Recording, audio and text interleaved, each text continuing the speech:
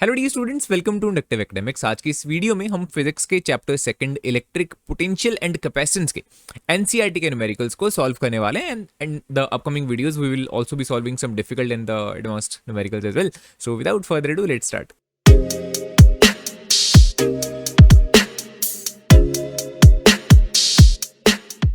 दो चार्जेस हैं वो आपको दे रखे हैं। देखो, पहला जो चार्ज है दैट इज 5 इंटू 10⁻⁻8 कूलम का, एंड एक दूसरा चार्ज है दैट इज -3 इंटू 10⁻⁻8 कूलम का। इन दोनों को हमने एक लाइन से, सीधी लाइन से ज्वाइन कर देते हैं, right. So like this charge let's call it Q1, this charge is Q2। दोनों का डिस्टेंस भी आपको दे रखा है दैट इज 16 सेंटीमीटर्स। तो कुछ ऐसा है, ठीक है।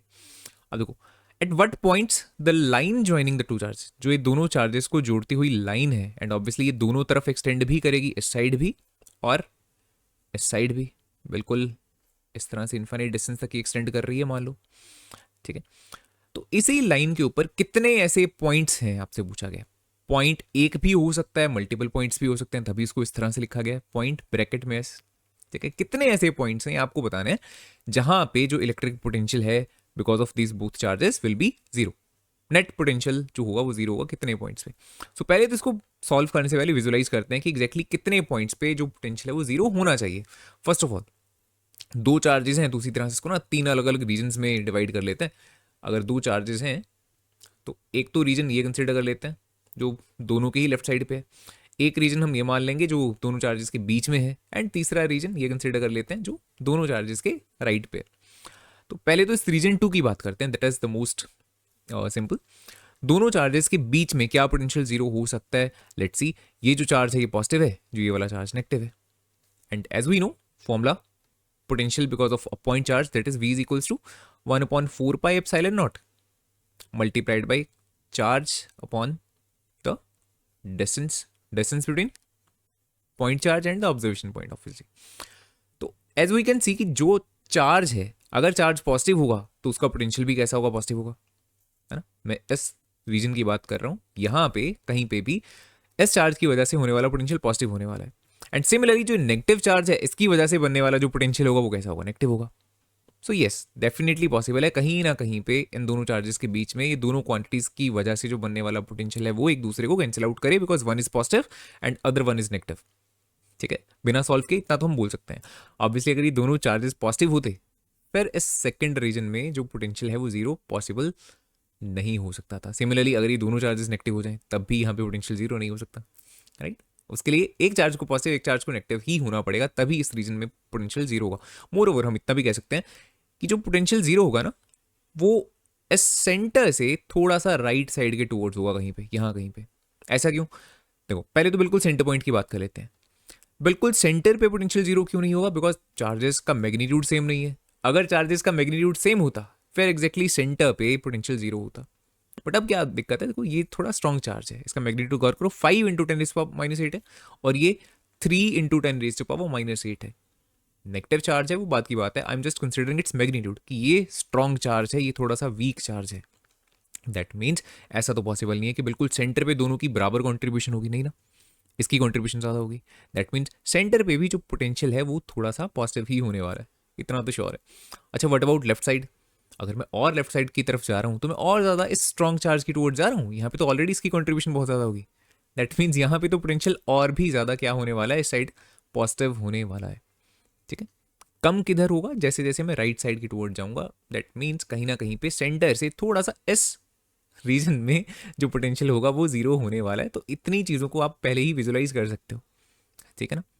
अच्छा, तो एक तो ठीक है, इस सेकंड रीजन में कहीं ना कहीं पे पोटेंशियल जीरो होने वाला है, ये हमें पता लग गया। सिमिलरली बाय सेम लॉजिक हम रीजन 1 एंड रीजन 3 का भी आंसर सोच सकते हैं कि क्या यहाँ पे पोटेंशियल जीरो हो सकता है या नहीं।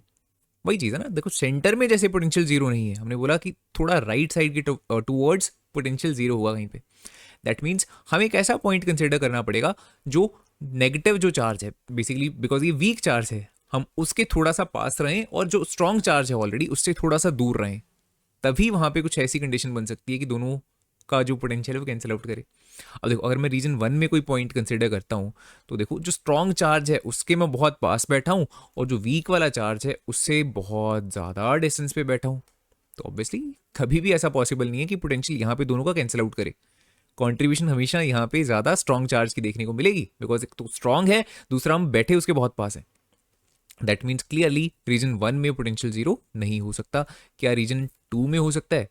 यस, यहाँ पे कहीं ना कहीं पे हो सकता है। मान लो अगर मैं कोई यहाँ पे पॉइंट कंसिडर करता हूँ, let's call it point P, let's call it point Q, कुछ भी बोल दो इसको, तो जो स्ट्रॉन्ग चार्ज है यहाँ पे अब आप देखो उससे आप काफ़ी दूर हो, और जो वीक चार्ज है, गौर करो इस 3 पे, this is the weak charge, तो उससे आप कंपैरिजन में पास हो।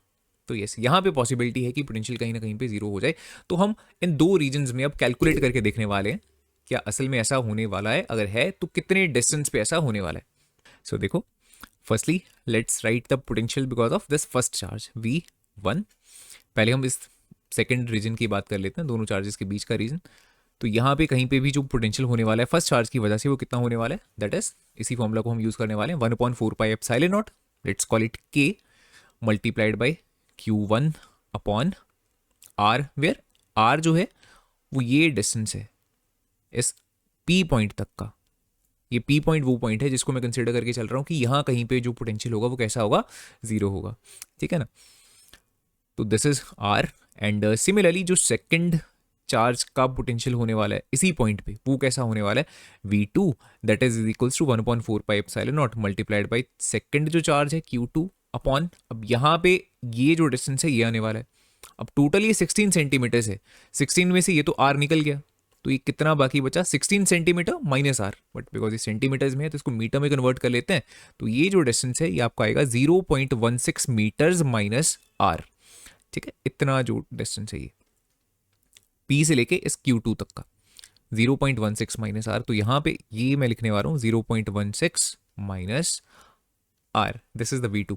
एंड अब अगर मुझे टोटल पोटेंशियल चाहिए यहाँ पे या नेट पोटेंशियल चाहिए, then I will be doing V1 plus V2, दोनों चीज़ों में जो कॉमन है दैट इज K, तो इसको कॉमन लेते हैं K, एंड अंदर क्या बचेगा Q1 by R and plus Q2 divided by Q2 को यहाँ लिखते हैं 0.16 माइनस R, ये पूरी चीज़ that is equals to zero, because I am considering कि जो V नेट है एट P पॉइंट वो जीरो है, ठीक है।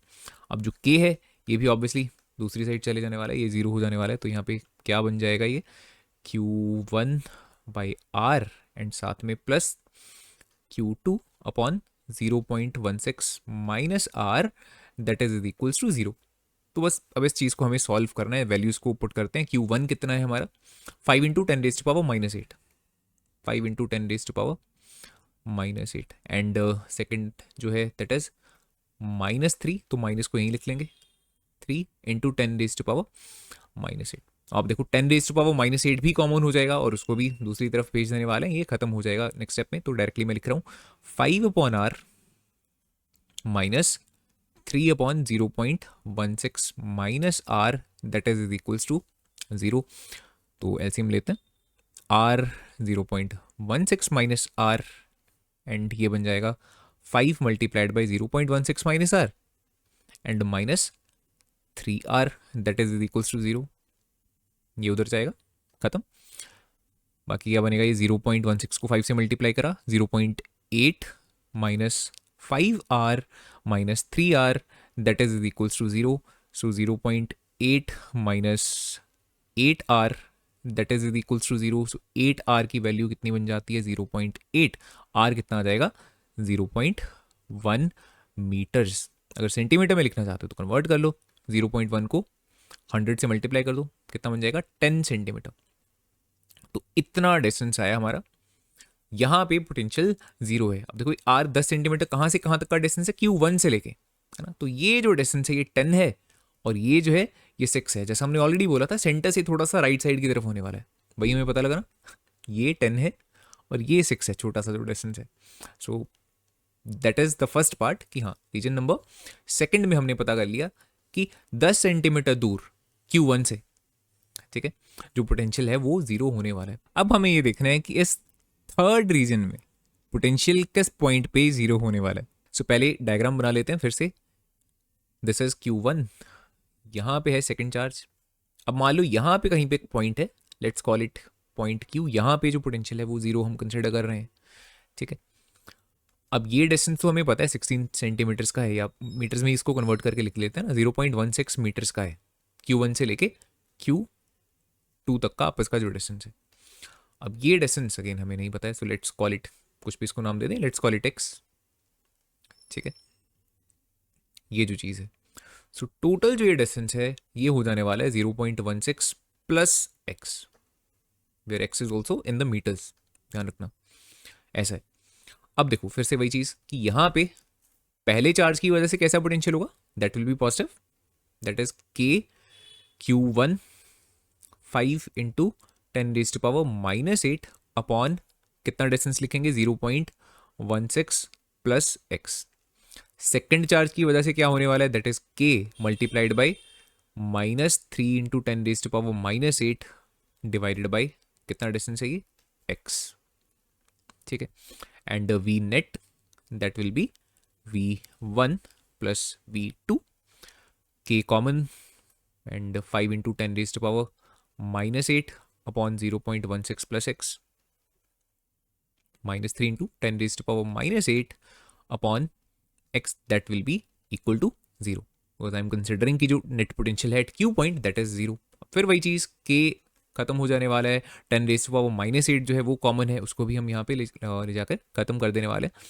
सो बाकी क्या बचने वाला है हमारे पास 5 upon 0.16 plus x and -3 upon x that is equal to 0। फिर वही चीज़ एलसीएम लेते हैं, 0.16 प्लस एक्स साथ में x ऊपर आएगा 5x माइनस 3 को डायरेक्ट मल्टीप्लाई कर देते हैं ना 0.48 एंड ये हो जाएगा -3x, ठीक है, that is equals to 0। Denominator भी खत्म हो गया एंड लेट्स सी क्या बचेगा 5x, पहले एक बार की स्टेप दोबारा लिख लेता हूँ, 5x माइनस 3x है और है -0.48, that is equals to 0, so 2x is equals to 0.48 and जो x है वो कितना निकल के आया इस बार 0.24 मीटर।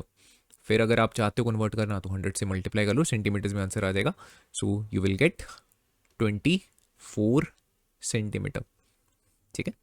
यहाँ पर भी जो पोटेंशियल है वो दोनों चार्जेस की वजह से 0 होने वाला है। अब ये 24 सेंटीमीटर x का डिस्टेंस है, ये डिस्टेंस 24 सेंटीमीटर आया है, इस चीज़ का ध्यान रखना, ठीक है। दिस इज 24 सेंटीमीटर, तो अगर लिखना है वर्डिंग में तो हम क्या लिखेंगे, that 24 centimetres towards the right side of the Q2 charge the potential will be 0, ठीक है।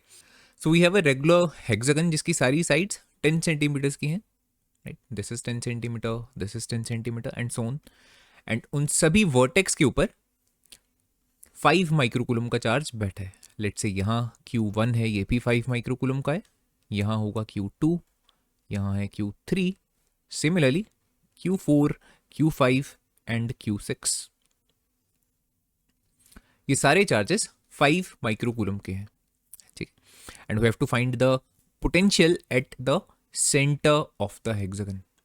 Obviously centre of the hexagon जो होने वाला है वो इक्वी डिस्टेंट होगा हर एक पॉइंट से, यानी जितने भी डिस्टेंसेस हैं ये सारे इक्वल होने वाले हैं, तो ऑब्वियसली सभी जो चार्जेस का पोटेंशियल है यहाँ पे वो सेम होने वाला है, एंड चार्ज है भी ये सेम ही है, देखो पॉजिटिव चार्जेस हैं तो एड अप हो जाएगा, 6 टाइम हो जाने वाला है। तो जो टोटल पोटेंशियल है V net that is just going to be 6 time of the potential due to any of the charge. Let's say first charge की वजह से जो है उसका 6 टाइम्स कर देते हैं and we will get answer, that means 6 multiplied by एक चार्ज की वजह से कितना पोटेंशियल है, that is 1/4πε0 multiplied by Q1 जो भी उसका मैग्नीट्यूड है एक चार्ज का, डिवाइडेड बाई द R जो ये डिस्टेंस है। अब देखो चार्ज का मैग्नीट्यूड कितना है उसको लिखते हैं, that is 5 microcoulomb, so 5 into 10⁻⁻6 coulomb upon R। अब इस R को हम देखते हैं, अब इस डायग्राम में हम क्या करते हैं, सबसे पहले सेंटर से सभी जितने ये चार्जेस हैं सभी को इस तरह से कनेक्ट करते हैं, एंड बिकॉज ये एक रेगुलर हेक्सागन हमें दे रखा है तो इसका मतलब ये जितने एंगल्स बन रहे हैं ना, देखो दिस वन, ये वाला, इन सभी एंगल्स को मैं आपस में इक्वल कंसिडर कर सकता हूं, तभी एक रेगुलर हेक्सागन कहलाएगा, है ना, अगर हमें सिमेट्री देखने को मिलेगी। ओके, एंड बिकॉज ये पूरा एक सर्कल फॉर्म करता है, दैट मीन्स इन सभी एंगल्स का जो सम है वो कितना हो जाने वाला है, जो मैंने ब्लैक कलर से शो कर रखे हैं, sum of all these angles will be 360 degrees. And मैं अगर आपस में इनको इक्वल बोल रहा हूं तो इतना तो श्योर है ये सभी एंगल्स 60 डिग्रीज के इक्वल होने वाले हैं। दिस इज ऑल्सो 60 डिग्रीज, ये एंगल भी 60 डिग्रीज का है, this one is also 60 degrees, this one is also 60, and similarly 60 degrees and 60 degrees. ठीक है, इतना श्योर है फॉर द, बिकॉज अगर मैं इनमें से किसी एक ट्रायंगल की बात करता हूँ, फॉर एग्जांपल ये एक ट्रायंगल बन रहा है आपके पास, इसमें ये साइड आपस में इक्वल होने वाली है, बिकॉज दोनों चार्जेस सेंटर से तो बिल्कुल सेम ही डिस्टेंस पे होने वाले हैं, है ना। अगर ये दोनों साइड्स आपस में इक्वल हैं, that means I can clearly से इनके ऑपोजिट एंगल्स भी आपस में इक्वल होने वाले हैं। वही चीज़ है, आप इनको एक्स कंसिडर कर लो और ट्रायंगल के तीनों एंगल्स का जो सम होता है दैट इज 180, तो वहाँ से आपके पास निकल के आएगा एक्स की वैल्यू 60 आ जाने वाली है। दैट मीन्स जितने भी एंगल्स हैं ये सारे किसी भी एक ट्रायंगल के वो 60 बन रहे हैं, ये भी 60, दिस वन इज ऑल्सो 60, और ये वाला एंगल है ये भी 60 है। दैट मीन्स ये ट्रायंगल कैसी हैं, इक्विलेटरल ट्रायंगल्स हैं। 6 की 6 ट्रायंगल जो ये बन रही है ना यहाँ पे, ये सारी ही इक्विलेटरल ट्रायंगल्स हैं, ये हमने प्रूव किया। एंड बिकॉज ये जितनी ट्रायंगल्स हैं ये इक्विलेटरल हैं, तो इसका मतलब क्या हो जाएगा कि अगर ये 10 सेंटीमीटर है तो ये साइड भी 10 सेंटीमीटर की है, सिमिलरली ये साइड भी 10 सेंटीमीटर की है। ठीक है, दैट क्लियरली मीन्स जो हमारा आर है इस चार्ज से लेके सेंटर तक का डिस्टेंस वो कितना है, it is nothing but 10 centimetre. तो इसको यूज़ करके हम वी नेट को बहुत आसानी से निकाल सकते हैं, दैट इज 6 इंटू, इसकी वैल्यू होती है 9 into 10 raise to power 9 multiplied by 5 into 10 raise to power -6 and divided by R जो है 10 सेंटीमीटर। सो इसको कन्वर्ट करेंगे मीटर्स में, सो 10/100 ये हो जाएगा 0.1 मीटर्स। ठीक है, अब इसको सॉल्व कर लेते हैं। So V net that is equals to, इतने वोल्ट्स में आंसर आने वाला है, देखो 9 into 6 that is 54 multiplied by 5 into 10 raise to power 9 minus 6 is 3, और 0.1 का क्या मतलब है, this is nothing but 10 raise to power -1, इसको ऊपर ले जाते हैं 10 रेज टू पावर, ये 1 बन जाएगा, इतने वोल्ट्स। अब इसको मल्टीप्लाई करते हैं, will get answer V net is equals to 5 4 20 270 multiplied by 10 raise to power 4 volts, या फिर अगर इसको साइंटिफिक नोटेशन में लिखना चाहे तो लिख सकते हैं 2.7 multiplied by 10 raise to power 6 volt, that is answer. This is the third question, और ये तो काफ़ी सीधा साधा सा क्वेश्चन है। हमारे पास दो चार्जेस हैं जिनको हमने ए एंड बी पॉइंट पे रखा हुआ है, ये है 2 माइक्रोकूलम का और दूसरा है -2 माइक्रोकूलम का। दोनों का डिस्टेंस दे रखा है 6 centimetre, that is fine. In the first part हमसे पूछा identify N equi potential surface of the system, है ना, एक ऐसी सरफेस बताओ जहाँ पे पोटेंशियल बिल्कुल सेम हो, हर एक उस सरफेस के हर एक पॉइंट पे पोटेंशियल एक जैसा हो। अब ऑब्वियसली अगर दो चार्जेस ऐसे हैं, दोनों का मैग्नीट्यूड इक्वल है, बड़ा करके इसी चीज़ को यहाँ पे दिखाते हैं, let's say this is the B point and this is the A point, right. दोनों पे जो चार्जेस रखे हैं वो एक जैसे हैं, बस साइन का फर्क है ना, ये पॉजिटिव चार्ज है ये नेगेटिव चार्ज है, magnitude wise they are both equal. तो एक तो दोनों का जो सेंटर पॉइंट है, देखो ये वाला, यहां पे हमें पता है जो पोटेंशियल होने वाला है that will be 0, right, because जितनी कंट्रीब्यूशन इसकी होगी उतनी ही कंट्रीब्यूशन यहाँ पे इसकी होने वाली है। दोनों का मैग्नीट्यूड इक्वल है, दोनों का डिस्टेंस इक्वल है, राइट। यहाँ पे नेट पोटेंशियल 0 है। अच्छा, क्या हो कि अगर मैं इसी पॉइंट पे एक परपेंडिकुलर ड्रॉ कर रहा हूँ, perpendicular to this line, line joining the two charges, ठीक है, यहाँ पे इस तरह से हमने एक परपेंडिकुलर ड्रॉ करा, एंड इस परपेंडिकुलर के ऊपर कहीं पे मैं एक और पॉइंट कंसीडर करता हूँ, let's say this is another point, right, let's call it point P. क्या इस पॉइंट पे पोटेंशियल की कुछ ना कुछ वैल्यू होने वाली है? The answer is still here it will be 0 because देखो जो ये डिस्टेंस है और जो ये डिस्टेंस होने वाला है still they are going to be equal, है ना। जितना डिस्टेंस ये है, अगर मैं इसको स्मॉल आर कहूंगा तो ये भी उतना ही डिस्टेंस है स्मॉल आर। अब भी बात वही है कि दोनों डिस्टेंसेस भी आपस में इक्वल हैं एंड दोनों चार्जेस का मैग्नीट्यूड भी आपस में इक्वल है, हेंस दोनों की कंट्रीब्यूशन यहाँ पे पोटेंशियल की इक्वल होने वाली है, बट एक पॉजिटिव है एक नेगेटिव है, hence they will cancel out. ठीक है, तो सिंपल सा इसका क्या मतलब है कि अगर मैं इस पूरी लाइन को एक्सटेंड भी कर दूं ऊपर की तरफ, सिमिलरली नीचे की तरफ। तो इसके ऊपर कहीं पर भी मैं एक पॉइंट कंसिडर कर लूँ, चाहे मैं यहाँ पे, यहाँ भी पोटेंशियल जीरो होगा, चाहे मैं यहाँ पे पॉइंट कंसिडर करूँ, यहाँ भी पोटेंशियल जीरो होगा, ठीक है। सिमिलरली यहाँ भी पोटेंशियल जीरो होगा। तो ये एक ऐसी सरफेस है जिसके ऊपर हर एक पॉइंट पे पोटेंशियल क्या है, जीरो है। एंड कुछ भी हो बेसिकली, यहाँ भी अगर जीरो है, यहाँ भी जीरो, यहाँ भी जीरो, हर एक पॉइंट पे जीरो है, तो मैं ऐसा बोल सकता हूँ ना कि हाँ सेम वैल्यू है उसकी, ठीक है। हर एक पॉइंट पे पोटेंशियल सेम है। And more over this is not actually a line, ये एक प्लेन है इस तरह से जो इस सेंटर पॉइंट में से पास कर रहा है, ठीक है। कुछ ऐसा है। This is our equipotential surface जो कि इन दोनों चार्जेस को ज्वाइन करने वाली लाइन के बिल्कुल सेंटर में से पास करता हुआ जा रहा है। Then the second part, what is the direction of the electric field at every point of this surface. पहली चीज हमें यह पता है कि जो इलेक्ट्रिक फील्ड होती है that is always perpendicular to the equipotential surface, ठीक है। तो दो ही पॉसिबिलिटीज हैं, या तो इस तरह की होगी या फिर परपेंडिकुलर का क्या मतलब है, वो तो ऐसे भी हो सकती है। अब हमें बताना है इन दोनों में से कैसे है। परपेंडिकुलर है इतना हमें पता है, बट टूवर्ड्स लेफ्ट है या टूवर्ड्स राइट है। तो सेंटर पॉइंट पे आप देख लो ना कि जो ये पॉजिटिव चार्ज है ये रेडियली आउटवर्ड्स इसकी इलेक्ट्रिक फील्ड होने वाली है ऐसी। तो यहाँ पे क्या डायरेक्शन बन रही है eight the centre point, towards right बन रही है। सिमिलरली इसके लिए भी वैसे ही है, ये रेडियली इनवर्ड्स होगा बिकॉज ये नेगेटिव चार्ज है।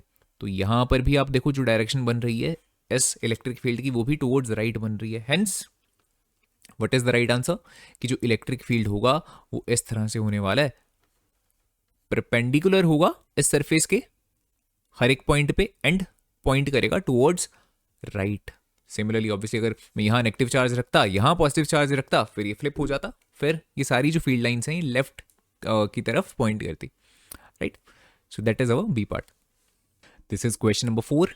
एक स्फेरिकल कंडक्टर है जिसका रेडियस जो है दैट इज 12 सेंटीमीटर एंड हमने इसके सरफेस के ऊपर टोटल 1.6 इंटू 10⁻⁻7 कूलम्स का पॉजिटिव चार्ज यूनिफॉर्मली डिस्ट्रीब्यूट कर दिया।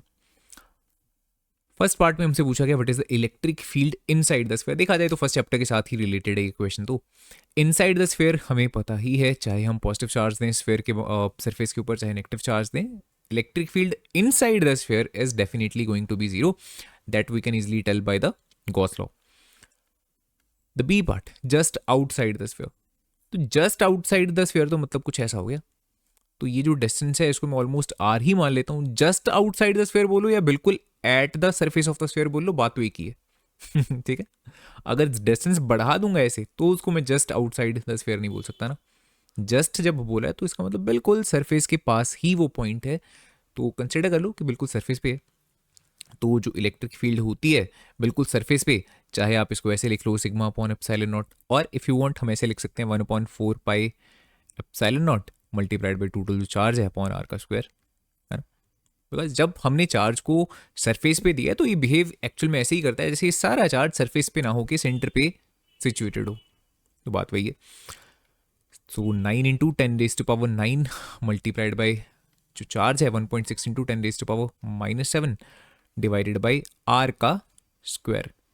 आर कितना है 12 सेंटीमीटर, दैट मीन्स 12/100 मीटर्स हो जाने वाले। 12 का स्क्वायर कितना होता है 144,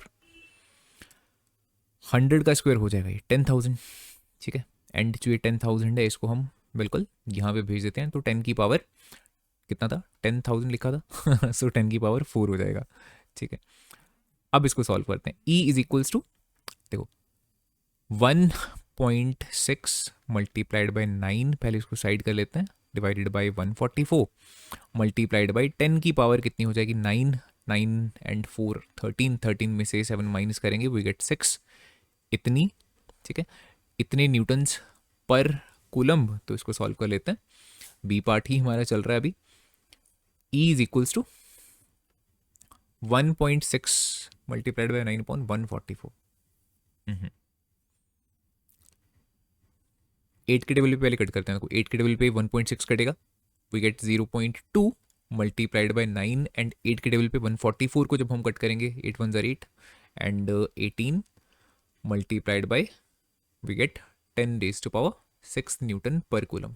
9 1 9, 9 2 18 एंड अभी सिंप्लीफाई हो गया 0.1 multiplied by 10⁻6 newtons per coulomb, या फिर इसको कर दो 1 इंटू 10⁻5 न्यूटन्स पर कुलम्ब.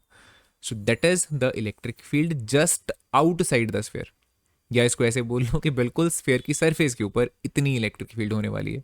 एंड इस क्वेश्चन का जो थर्ड पार्ट है, this I guess you can solve for yourself. बिल्कुल सिमिलर ही है जैसे हमने सेकंड पार्ट करा है. जस्ट डिफरेंस क्या है, यहाँ पे हमने जो आर की वैल्यू है वो 12 सेंटीमीटर कंसिडर करी थी, बिकॉज बिल्कुल सरफेस के ऊपर ही चाहिए था.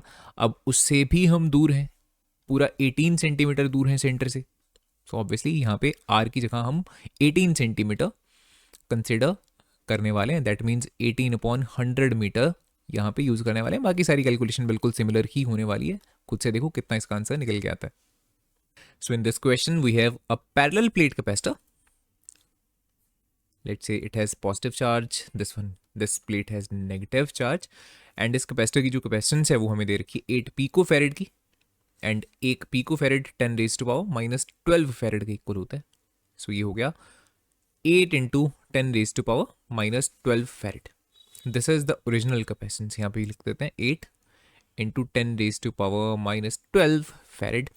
अब आपसे पूछा गया है what will be the capacitance अगर जो ये डिस्टेंस है दोनों प्लेट्स का इसको हम हाफ कर दें, एंड साथ ही जो स्पेस है दोनों प्लेट्स के बीच में उसको हम फिल कर देते हैं किसी ऐसे सब्सटेंस के साथ जिसका डाइलेक्ट्रिक कांस्टेंट कितना हो, 6 हो. ठीक है, डाइलेक्ट्रिक कांस्टेंट 6 है तो k की वैल्यू आपको दे रखी है 6, है ना. अब देखो जो कैपेसिटेंस रहती है उसका फॉर्मूला क्या रहता है, that is epsilon naught a upon d. This is the formula for the capacitor. अगर हमने कुछ भी बीच में फिल नहीं कर रखा तो सिर्फ एयर है तो इस तरह का होगा. This epsilon not, this is the permittivity of the vacuum. अब अगर हमने मटेरियल को चेंज कर दिया, बीच में ऐसा मटेरियल डाल दिया कि जिसकी डाइलेक्ट्रिक कांस्टेंट 6 है, तो ये फॉर्मूला चेंज होकर किस तरह से हो जाता है. अब जो कैपेसिटेंस है उसको सी डैश कह देते हैं. So this formula gets change like this, k into epsilon naught a upon d. And a and d depends कि आपने चेंज करे हैं या नहीं करे. एरिया हमने प्लेट्स का चेंज नहीं करा तो इसको a ही लिखूंगा, बट जो d है उसको भी हम d डैश कर देने वाले हैं यहाँ पे, बिकॉज दोनों प्लेट्स की सेपरेशन रहती है ये d, और उसको हमने हाफ कर दिया. हाफ करने का मतलब है जो d डैश है ये पहले d के मुकाबले हाफ है, तो d डैश को यहाँ भी हम d/2 कुछ ऐसे कर देते हैं. और जो k है, k की वैल्यू आपको दे रखी है 6 है. अब आप गौर करो जो ये c डैश है यहाँ से ये कितना बन जाता है, 12 multiplied by epsilon naught a by d. ठीक है, बट जो epsilon naught a by d है ये तो c है, ओरिजिनल कैपेसिटेंस है. दैट मीन्स जो c डैश है ये 12 टाइम्स है ओरिजिनल कैपेसिटेंस से, है ना. एंड ओरिजिनल कैपेसिटेंस बिकॉज हमें दे रखी थी इतनी, तो फाइनल जो ये c डैश होने वाला है इसको निकालना बहुत आसान काम है. जस्ट 12 से मल्टीप्लाई करना है हमें इस रिजल्ट को. 12 इंटू 8 इंटू 10⁻⁻12 फैरेड. 12 8 यहाँ पे लिख देते हैं, c is equals to 96 multiplied by 10⁻⁻12 farad. या तो ऐसे छोड़ दो या फिर 9.6 मल्टीप्लाइड बाई 10⁻11 फैरेड, चाहो तो इस तरह से भी लिख सकते हो. इन दिस क्वेश्चन आपके पास 3 कैपेसिटर्स हैं, तीनों की कैपेसिटेंस 9 पिको फैरेड की है, राइट. एंड उनको हमने सीरीज में कनेक्ट कर दिया. This is the first capacitor, this is the second one, and this is the third one. Let's say we have something like this. आपसे पूछा what is the total capacitance of this combination. ये तो बहुत ही सीधा साधा question है. जब series में हम कनेक्ट करते हैं 3 कैपेसिटर्स को जिनकी कैपेसिटेंस C1 C2 C3 है, तो ओवरऑल जो कैपेसिटेंस है वो कुछ ऐसे निकल के आती है 1/c is equals to 1/c1 plus 1/c2 plus 1/c3. And because C1 C2 C3 ये तीनों सेम ही हैं हमारे इस केस में, तो मैं इसको सिंपली ऐसे भी लिख सकता हूँ 3 मल्टीप्लाइड बाई 1/c1. ठीक है, तो 1 जो c है ये है 3 गुना किस चीज का, 1/9 का. 3 1 3, 3 3 9, so 1/c is equals to 1/3. So c की वैल्यू आपकी आ जाने वाली है 3 पिको फैरेड. ठीक है, जो यूनिट हमें यहाँ पे दे रखी थी वही यूनिट हमने यहाँ पे लिख दी. This is the first part. And the second part हमसे पूछा what is the potential difference across each capacitor. अगर जो ये बैटरी हमने कनेक्ट करी है दैट इज 120 वोल्ट्स, ये 120 वोल्ट की है। अब मान लेते हैं यहाँ पोटेंशियल ड्रॉप हुआ V1 का, यहाँ हुआ V2 का, यहाँ हुआ V3 का, and this is the total potential drop.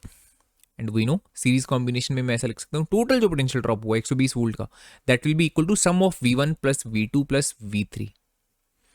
But because ये तीनों जो कैपेसिटर्स हैं इनकी कैपेसिटेंस कैसी है, सेम है ना। एंड ऑब्वियसली सीरीज कॉम्बिनेशन में जो चार्ज डेवलप होने वाला है इनकी प्लेट्स के ऊपर, right, let's say positive plate की बात कर लेता हूँ, तो तीनों की ही जो पॉजिटिव प्लेट है उनके ऊपर इक्वल चार्ज बनता है। तो as you can clearly see from this relation Q is equals to C into V, अगर जो चार्ज है वो भी एक ही जैसा बन रहा है तीनों के ऊपर और जो कैपेसिटेंस है वो भी एक ही जैसी है तीनों की, तो इसका मतलब क्या हुआ कि जो V है वो भी तीनों के लिए इक्वल होने वाला है। जो ये वाली चीज़ है V1 V2 V3 इसकी मैं बात कर रहा हूँ, तीनों के क्रॉस जो पोटेंशियल ड्रॉप होगा वो एक ही तरह का होगा। V1 is equals to V2 is equals to V3। ये सिर्फ तब पॉसिबल है जब एक ही तरह के कैपेसिटर्स को हमने यहाँ पे कनेक्ट करा हो। अगर इसकी कैपेसिटेंस कुछ और होती 9 पिकोफैरेड, ये है 10 पिकोफैरेड का, ये है 12 पिकोफैरेड का, फिर ऐसा ऑब्वियसली नहीं देखने को मिलता। तो यहाँ हमारा काम बहुत आसान हो जाने वाला है। 120 जो वोल्ट्स है, सिंपली पहले इसको 120 लिख देते हैं, यूनिट्स तो लास्ट में देख लेंगे। So 120 that is equals to V1 plus V1 plus V1, मतलब मैं ऐसे इसको लिख सकता हूँ। That means nothing but 3 times V1 वो है आपका 120, तो वहाँ से आपकी V1 की वैल्यू कितनी निकल जाएगी, 40 वोल्ट्स। ठीक है, तो 40 वोल्ट ही यहाँ पोटेंशियल ड्रॉप होगा, 40 वोल्ट्स ही यहाँ और 40 वोल्ट्स ही यहाँ।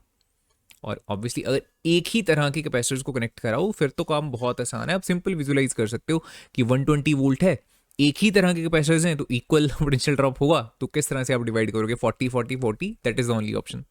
ठीक है, क्वेश्चन नंबर 7, इस बार आपके पास 3 कैपेसिटर्स हैं जिनको आपने पैरेलल में कनेक्ट कर रखा है। ठीक है, तो कुछ इस तरह का ये कॉम्बिनेशन है, यहाँ पे बैटरी है और तीनों अलग अलग कैपेसिटेंस के हैं। टोटल कैपेसिटेंस पूछी है तो पहला पार्ट तो बहुत ही सीधा साधा है, C is equals to C1 plus C2 plus C3 आप लगाने वाले हो। Total answer will be 2 plus 3 plus 4, कितना हो जाएगा ये, 5 प्लस 4 इज 9 पिकोफैरेड। डायरेक्ट हमारा आंसर आ जाता है फर्स्ट पार्ट का। सेकेंड पार्ट में अब देखते हैं, आपको पूछा है determine the charge on the each capacitor. अगर जो ये सप्लाई है ये 100 वोल्ट की है तो यहाँ कितना चार्ज होगा, यहाँ कितना चार्ज होगा, यहाँ कितना चार्ज होगा। So as we know the formula Q is equals to C into V, है ना।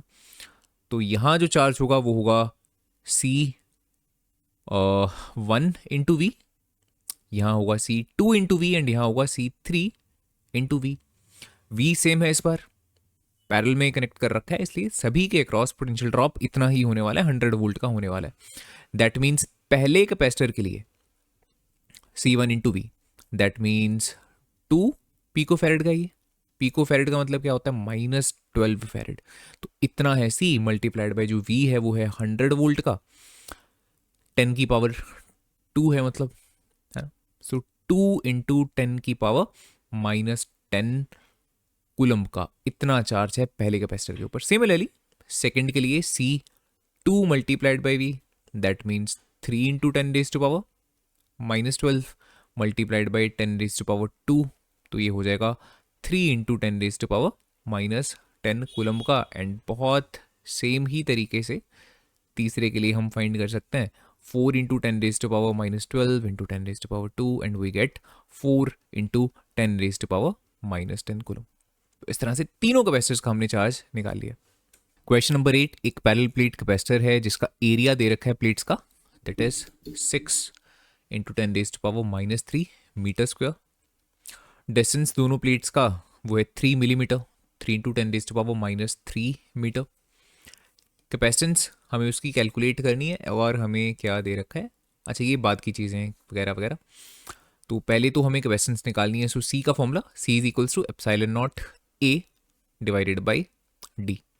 एप्सिलॉन नॉट वैक्यूम की परमिटिविटी है, इसका आपको वैल्यू याद रखनी है। ऐसे यूनिट्स में कितनी होती है, 8.854 into 10 raise to power -12 multiplied by area जो है वो है 6 into 10 raise to power -3 divided by the distance, जो सेपरेशन है 3 इंटू 10 रेज टू पावर -3। ठीक है, तो देखो ये कितना हो जाने वाला है 8.854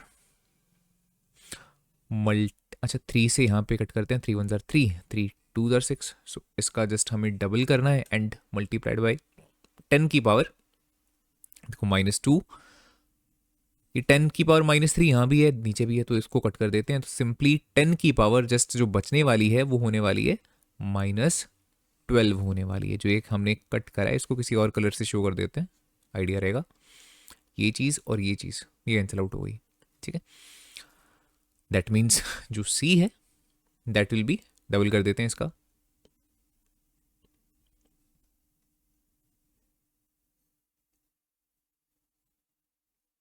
ठीक है, मल्टीप्लाइड बाय 10 की पावर -12 कैपेसिटेंस, इसके यूनिट्स होते हैं फैरेड, तो ये आ गया 10 की पावर -12 मतलब पीको फैरेड भी आप इसको लिख सकते हो। सो 17.708 पीको फैरेड, इतनी कैपेसिटेंस निकल के आई है उस कैपेसिटर की। इसी के साथ और क्या पूछा है, अगर इसी कैपेसिटर को आप 100 वोल्ट की सप्लाई के साथ कनेक्ट कर देते हो तो कितना चार्ज आएगा ईच प्लेट के ऊपर। तो Q is equals to C into V रहता है। Q is equals to capacitance हमें पता ही है, ऐसा यूनिट्स वाली यूज़ करेंगे, यहाँ पे भी पीको फैरेड में लिखा था, do not use this value over here.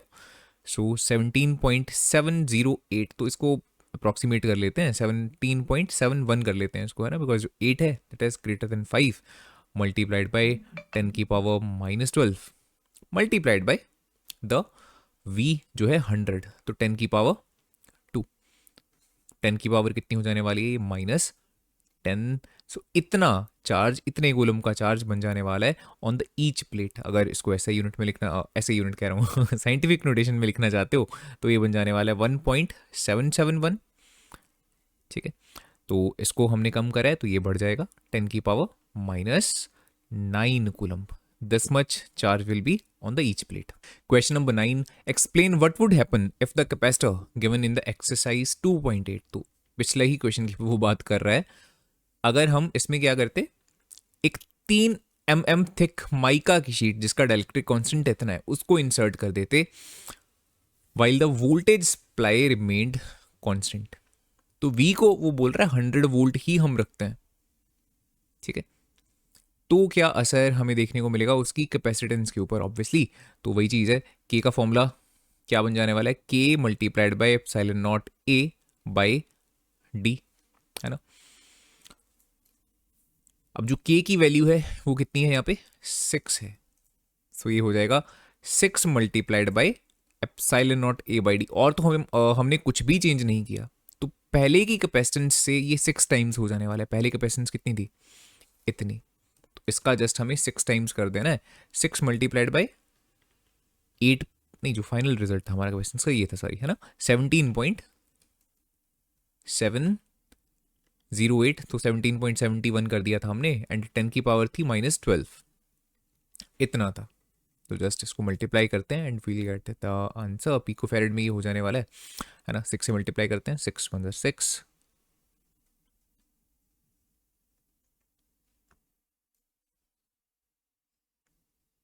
ठीक है। तो ये 106.26 पिको फैरेड हो जाने वाली है इसकी कैपेसिटेंस। मोर ओवर इसके अलावा एक और चेंज आएगा चार्ज का, बिकॉज जो चार्ज होने वाला है on the each plate that will be equal to Q is equal to C into we.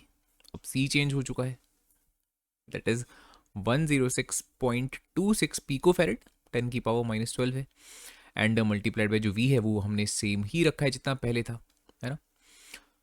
That means वो तो 100 ही है, तो ये आपका हो जाने वाला है 106.26 इंटू 10 की पावर -10, या फिर साइंटिफिक नोटेशन में बन जाएगा 1.0626, एंड इसको कम किया है तो इसको बढ़ा देते हैं 10 की पावर -8 कूलम्ब।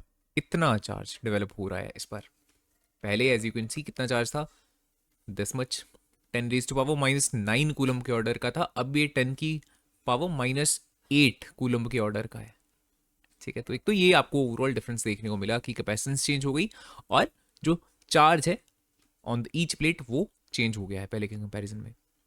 एंड इस क्वेश्चन के सेकंड पार्ट में आपसे बोला गया है कि अगर आपने इस माइका की शीट को प्लेट्स के बीच में इंट्रोड्यूस तब किया जब आप सप्लाई को डिस्कनेक्ट कर चुके हो।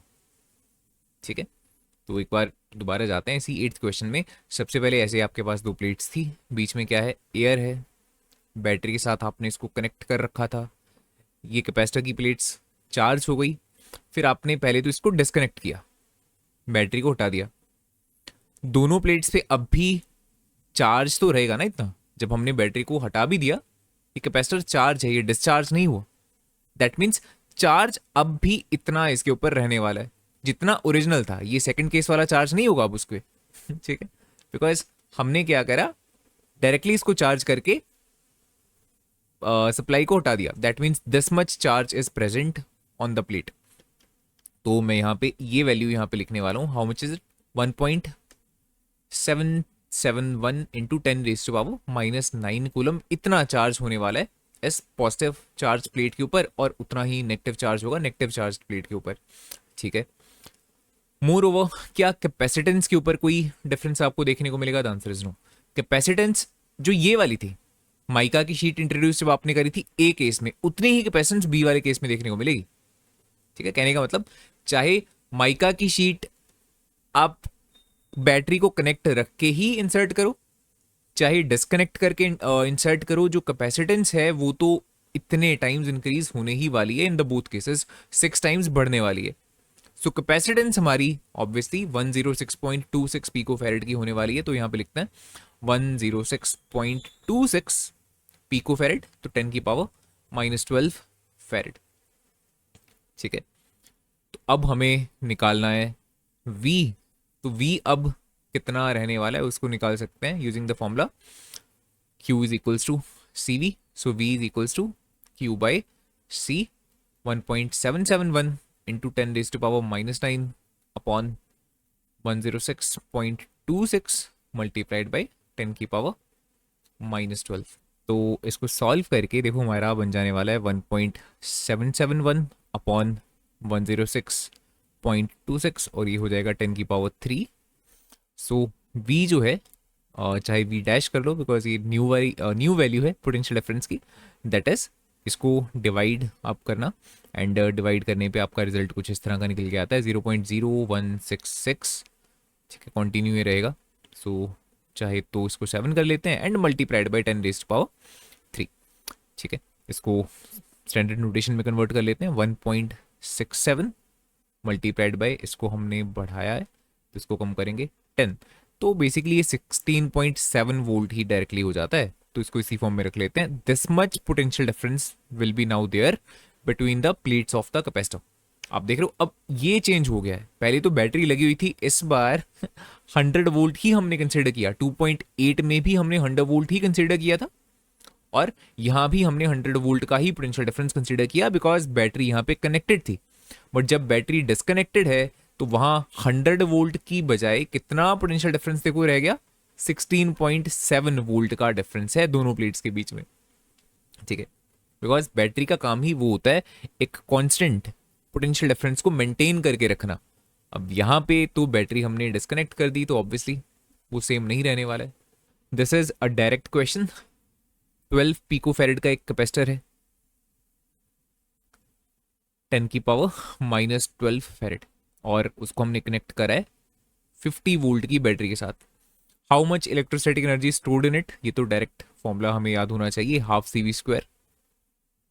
ठीक है, half into 12 into 10⁻⁻12 into V का स्क्वायर, 50 का स्क्वायर करेंगे 2500, 2 6 are 12, तो ये कितना हो जाएगा 6 इंटू 25 इंटू 10⁻⁻12 ये है, और 10⁻2 ये है, तो ये हो जाएगा 10⁻⁻10 इज इक्वल्स टू 6 5 are 30, 150 हो गया मल्टीप्लाइड बाई 10⁻⁻10। एनर्जी कैसे यूनिट्स होते हैं, joule, and if you want ऐसे भी रख सकते हो, राइट। और स्पेसिफिकली अगर साइंटिफिक नोटेशन में लिखना ही चाहते हो तो 1.5 इंटू ये कम हो गया तो ये बढ़ जाएगा 10⁻⁻8 जूल, इस तरह से लिख सकते हो, और ऐसे भी छोड़ सकते हो। This is the last question of this video. एक 600 पिको फैरेड का कैपेसिटर है जिसको हमने चार्ज करा 200 वोल्ट की सप्लाई के साथ।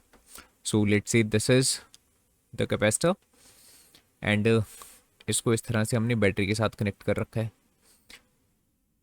कैपेसिटेंस हमें पता है इसकी 600 पिको फेरेड, सो 10⁻⁻12 फेरेड। बैटरी जो है वो है 200 वोल्ट की, ठीक है।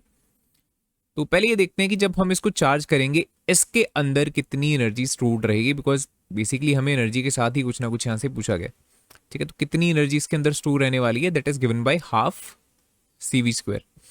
So half into 600 into 10⁻⁻12 and multiplied by V का स्क्वायर। सो 200 का स्क्वायर करेंगे, सो 4 और 10 की पावर 4 हो जाने वाली है ना, बिकॉज ये 40,000 हो जाएगा। So E is equals to 2 2s are 4 and 6 2s are 12 and 10 की पावर देखो कितनी बन जाएगी, 4 और 2 6, 6 में से 12 को माइनस करा, सो -6। सो इतने जूल की एनर्जी स्टोर्ड है फिलहाल इस कैपेसिटर में जब हमने इसको फुली चार्ज कर दिया यूजिंग दिस बैटरी। अब उसके बाद बोला है कि इट इज देन डिसकनेक्टेड, हमने इस बैटरी को यहां से हटा दिया। सो देखो, because this is the positive, this is the negative, so इस प्लेट के अंदर यहाँ पे पॉजिटिव चार्ज आया होगा और राइट वाली जो प्लेट है यहाँ पे नेगेटिव चार्ज आया होगा, है ना। एंड जब हमने बैटरी को डिस्कनेक्ट भी कर दिया, ये चार्ज उसी तरह से पॉजिटिव इस प्लेट के ऊपर और नेगेटिव इस प्लेट के ऊपर तो रहेगा, ठीक है। एंड बैटरी को हम यहाँ से इस तरह से देखो डिस्चार्ज कह रहा हूँ, बैटरी को डिस्कनेक्ट कर चुके हैं, है ना। सेम चार्ज अभी भी यहाँ पे प्रेजेंट है, बट देन इसको हमने कनेक्ट करा विद एक और अनचार्ज 600 पिको फेरेड की कैपेसिटर के साथ। यहाँ पे एक और कैपेसिटर हमने इस तरह से लगा दिया और जैसे ही इस कैपेसिटर को हम यहाँ पे लगाएंगे, अब ये कैपेसिटर कुछ हद तक नॉट एग्जैक्टली डिस्चार्ज होगा, बट कुछ हद तक इसका जो चार्ज है ऑब्वियसली वो यहाँ फ्लो करेगा। इन दैट सेंस हम कह सकते हैं हाँ, up to a certain extent ये डिस्चार्ज हो जाएगा, या कह लो कि इसका जो चार्ज है ये कम हो जाएगा, बिकॉज ये स्प्रेड करेगा यहाँ पर भी, ठीक है। तो यही पॉजिटिव चार्ज इस वायर के थ्रू यहाँ पर फ्लो करेगा, ऑब्वियसली यहाँ का जो चार्ज है वो भी कम हो जाने वाला है उसकी वजह से। एंड सिमिलरली जो ये नेगेटिव चार्ज है वो भी यहां पर भी कुछ हद तक मूव हो जाने वाला है एंड इक्वल अमाउंट में हमें देखने को मिलेगा, मतलब जितना पॉजिटिव यहां उतना ही पॉजिटिव यहां होगा। द रीजन इज कि दोनों जो कैपेसिटर्स हैं उनकी जो कैपेसिटेंस है वो क्या है, बिल्कुल सेम है।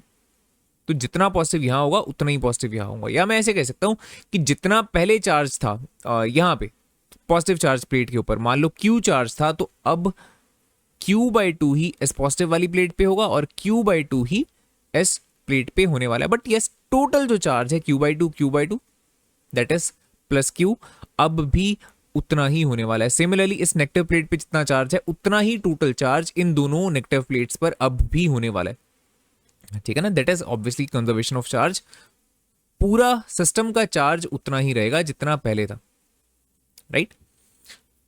ओके, अब यहां पहले तो मैं लिख देता हूं, यहां पे है अब Q/2 चार्ज, यहां भी है Q/2 चार्ज, पूरे सिस्टम का है Q। नाउ लेट्स से अगर मुझे इस Q/2 चार्ज के बारे में आइडिया लगाना हो, तो पहले तो हमें इस पॉजिटिव प्लेट पे कितना चार्ज है Q उसको निकालना होगा, that is C/V। So C को इस V से मल्टीप्लाई कर रहे हैं, तो 6 2s are 12, 10 की पावर 4, 10 की पावर -12, इतने coulomb, that means 12 into 10⁻⁻8 coulomb का चार्ज है इस पॉजिटिव प्लेट के ऊपर। उतना ही चार्ज इन दोनों पे मिलाकर भी होने वाला है, एक एक पे ऑब्वियसली हाफ होगा, यहाँ पे 6 इंटू 10⁻⁻8 होगा और यहाँ पर भी 6 इंटू 10⁻⁻8 कूलम्ब होगा, ओके।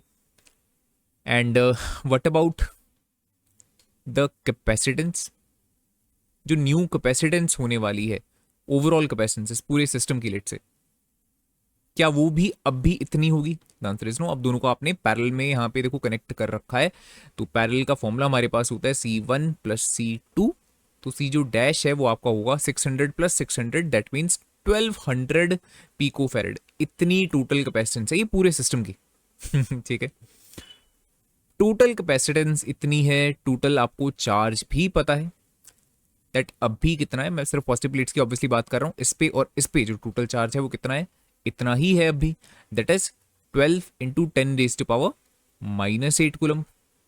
तो क्या मैं पोटेंशियल डिफरेंस निकाल सकता हूं इस नए केस में? अब वो इतना नहीं होने वाला, 200 वोल्ट नहीं होने वाला, ठीक है।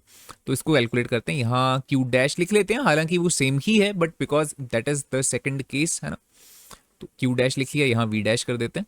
सो वी डैश को मैं कैसे लिख सकता हूँ, Q dash upon C dash, ठीक है। क्यू डैश है 12 इंटू 10⁻⁻8 और नीचे आ जाएगा 12 इंटू 10⁻⁻10। तो जो वी डैश है 12 से 12 कट जाएगा और देखो ऊपर जाके 10⁻²2 वोल्ट बचने वाला है, मतलब 100 वोल्ट मिलने वाला है। So now we can calculate the total energy stored in these capacitors. So E is equals to half CV square, half into total capacitance, that is this much 1200 into 10⁻⁻12 and multiplied by V का square, मतलब V dash का square. तो यहाँ भी ऐसा करते हैं ना, हर जगह पे डैशेस लगा देते हैं।